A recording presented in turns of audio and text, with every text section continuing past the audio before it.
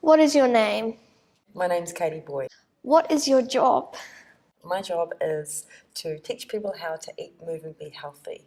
So I'm a biomedical nutritionist. How did you get to where you are now? My journey started quite young. I think at the age of 5, when I started school, I was a little bit slower with numbers and I didn't realise, but I was dyslexic. So for me, it was more about, well, if I can't achieve at school, I'll try and achieve in sport. And so I started BMX racing with my dad.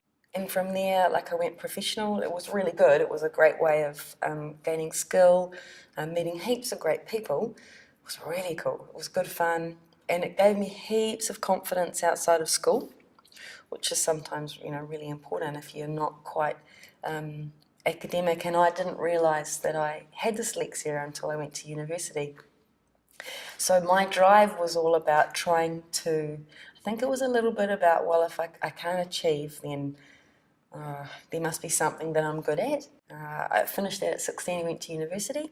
A lot of the sports that I played I was pretty good at. So when I went to university, I had to do chemistry and it scared me senseless because I had no idea about how I was going to get through it.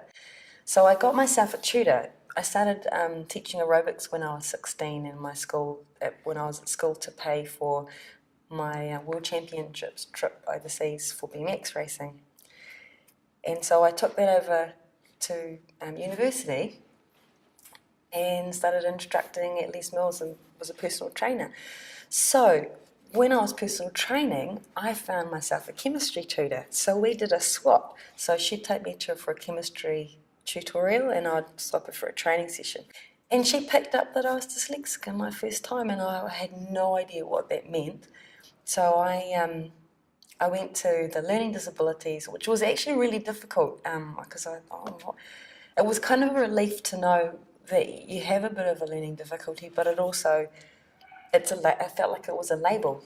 I learned about how I could be better at learning, and I did some funny exercises where they call it cross-crawling, so it's touching on and then you do this one and I go backwards and I actually think it really worked. It helped heaps, and also just the fact that knowing, well, I'm not dumb. I just think completely differently to a lot of children.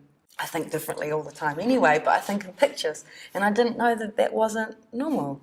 So yeah, it was like, oh my God, that's such relief, but also, wow, cool, okay, so how can I use this to my advantage? And I think once I realised that, it was quite difficult to retrain myself in thinking, well, I'm not dumb. I actually just think differently and I learn differently. I came back up to Auckland and I started working with the Blues as a nutritionist at Auckland Rugby, and then contracted to the All Blacks for nutrition, and was getting a bit bored because it was good work, but needed something a bit more. So a friend of mine brought a mountain bike over and said, come out to Woodhill Forest, it's this amazing forest and they've got this cool climbing thing out there and people go out there on motorbikes and on their horses. It's pretty cool, I think you'll really like it. And it was so much fun. Oh my God, I got home and I can't move. And my muscles were sore for a week and it was great fun. And so they said, oh, we're going for a race next weekend and it's in Coromandel. Come along, we'll put you in the real easy 25K. So I did that and I won it. And then they just asked me to do a couple more, and then next thing I went to the World Champs in Scotland. From there, I think the strength and endurance started to pick up a bit more, and I thought I'd give road racing a go. And the next year I got into the New Zealand team and they asked me to go to France. So it went from there, and then I raced the World Champs that year, and then an Italian team asked me to race professionally next year. So I spent a couple of years in Europe racing road bikes. And then the New Zealand track, which is a velodrome, so it's inside and it's a 250 metre track, asked me if I'd like to be in the New Zealand team. So we trialled out, made the team, and then the next year went to the World Champs for track, which was a bit daunting because it's so new. Same with the road racing, I didn't have any idea what I was doing. But I thought, well, why not? This is an amazing opportunity. So then I went from there to track cycling, and I did a couple of seasons there. I went to the Commonwealth Games, and all the time studying. So I take my books away with me. I download podcasts to listen to. So just give me something else to think about while I was training. Yeah.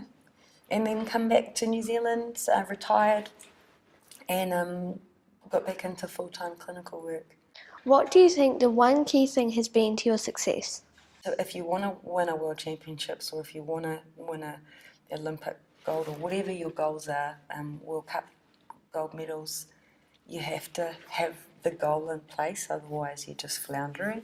And I think it's the same thing with work as well. Like if you really want to achieve something, you can always do it. It's just a matter of working backwards from what it is that you think you want to do.